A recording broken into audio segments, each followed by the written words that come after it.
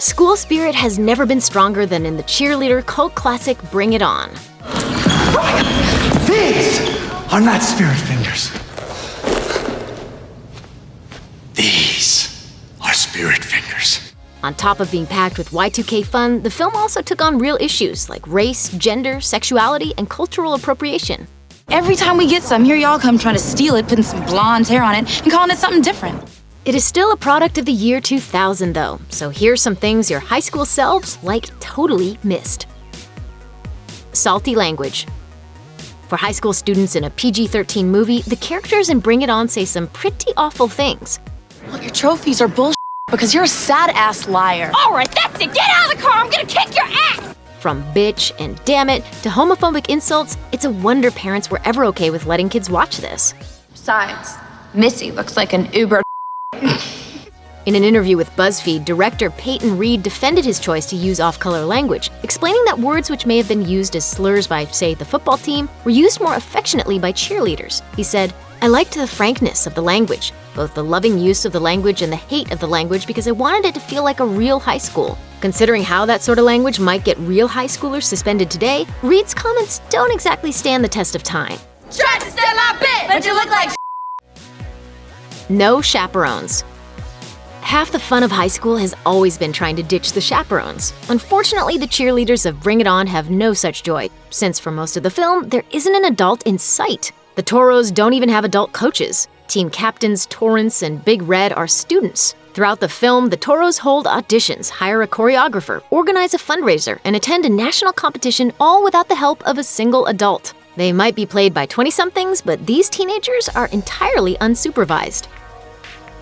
Y2K style.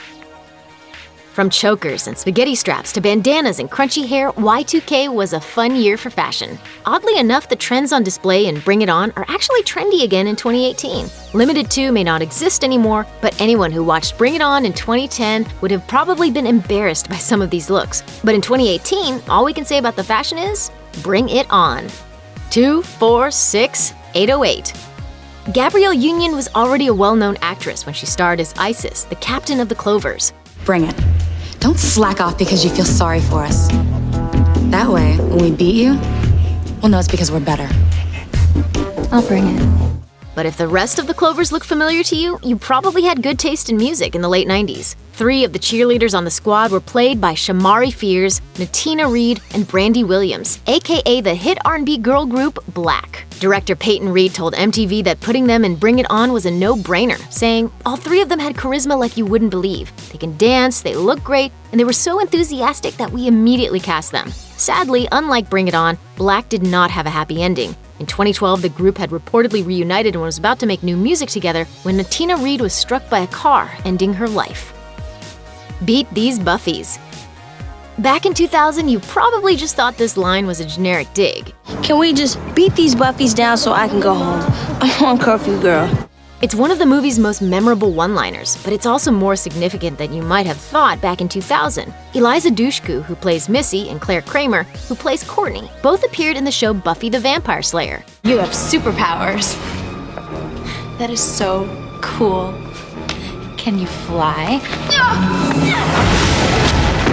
Since Buffy had only been on the air for a few years when Bring It On came out, this line would have been easy to overlook. But like Bring It On, it has also become a cult classic. Awkward toothbrushing. One of the most adorable and memorable scenes in Bring It On is Torrance and Cliff's nervous, flirty toothbrushing moment. Kirsten Dunst and Jesse Bradford do such a relatable job of trying and failing to play it cool when your crush is around. Director Peyton Reed told BuzzFeed that this awkward scene, which was inspired by the 1934 romance film It Happened One Night, wasn't even in the original screenplay, saying, "It's all kind of played in these looks, and it really creates this sexual tension. It's a huge tribute to Kirsten and Jesse that the scene is so memorable because they're so good. They were just so cute together." A controversial read. Cliff is an interesting character. He seems dismissive and mocking of the cheer squad that his sister Missy has joined, but still falls for Torrance, the captain of the squad. At a football game, he's seen reading Desmond Morris's The Naked Ape. This 1960s bestseller is actually considered to be incredibly controversial, as Morris suggests that men are better than women in pretty much every field. Perhaps Cliff is reading the book from a critical perspective. Or maybe Torrance is destined to prove Morris's theory wrong in her inventive revitalization of the Toros. Basically, it's a shame to see such a pretty face falling for anti-feminist literature, but one can only hope that Torrance helps change his mind.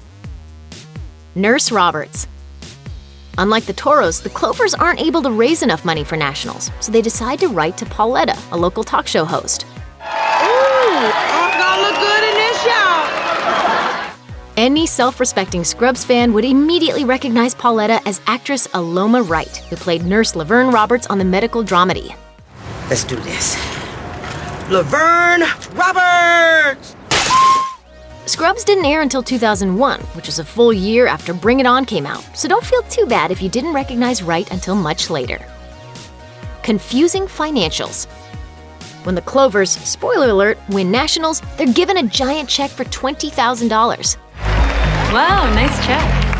In today's age of student loans and stagnating wages, that doesn't seem like much to split between an entire cheerleading team. But that sort of money can buy a lot of new cheer uniforms. While Y2K teens wouldn't think twice, inquiring minds want to know if that prize is accurate. The Universal Cheerleaders Association doesn't mention prize money on their website, and videos from their awards ceremony only show trophies being handed out. $0 to $20 grand is a bit of a leap, so perhaps we'll never learn the truth of this cheer-spiracy.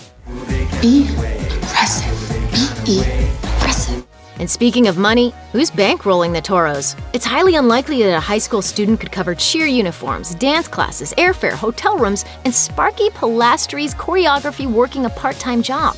Either all these local dance schools agreed to donate their time, or the Toros must have made a killing with that car wash. Thanks for watching. Click the list icon to subscribe to our YouTube channel. Plus, check out all this cool stuff we know you'll love too.